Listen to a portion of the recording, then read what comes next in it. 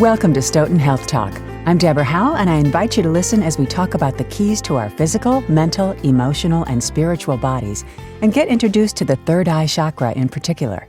Joining me is Amy Krull, a Reiki master teacher, yoga teacher, and holistic health coach. Amy, it's such a pleasure to have you with us today.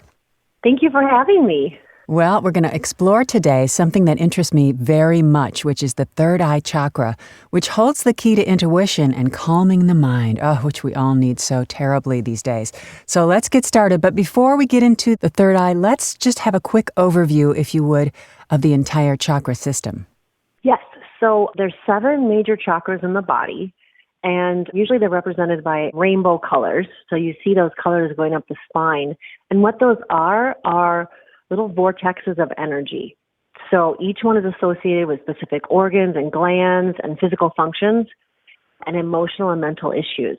So it's the whole package when you're talking about the chakra system. All the way up the spine. Okay, so where in the body is the third eye chakra located? So the third eye is going to be the middle of the forehead. So between and a little above the eyebrows.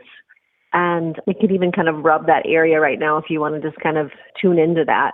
It also covers your brain, obviously, your nervous system, eyes, and your sinuses, as well as your pineal gland.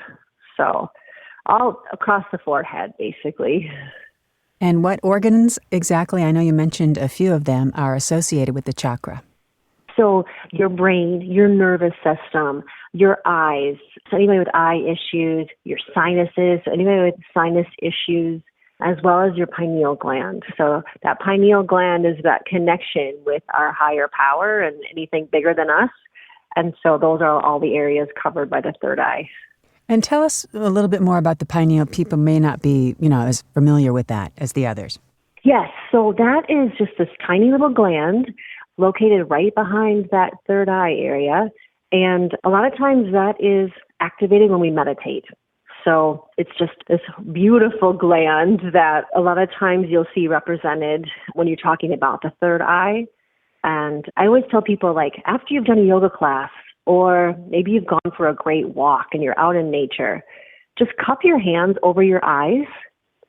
And then sometimes you can see blue. Sometimes you can tap into that pineal gland, that third eye area.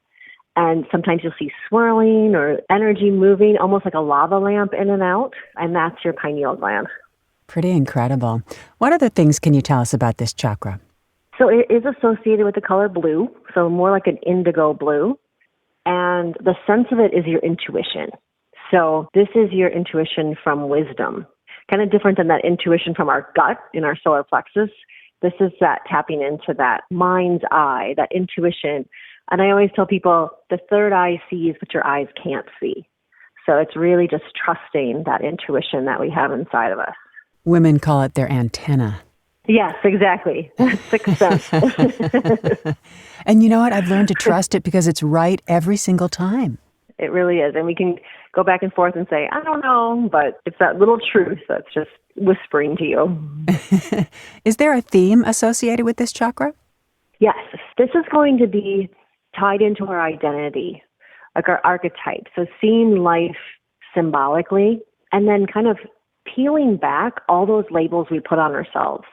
So I'm a mother, I'm a father, or I'm a husband, I'm a wife, I'm a partner. And I always tell people, just peel back those layers.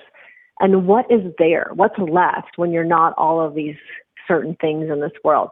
So it's really identifying with the essence of yourself.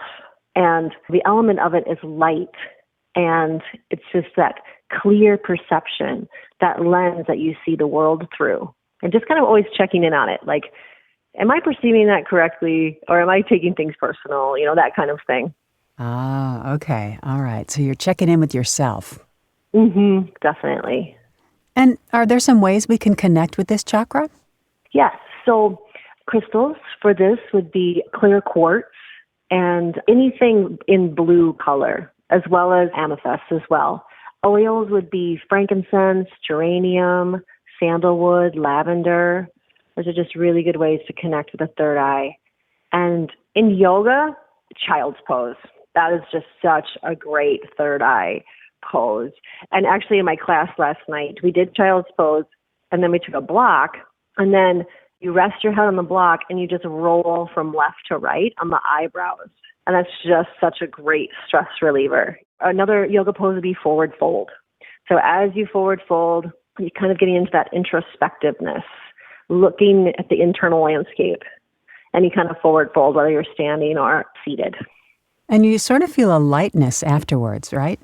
Definitely. It's like starting to get into that surrender of these upper chakras and tapping into that trust, that internal trust.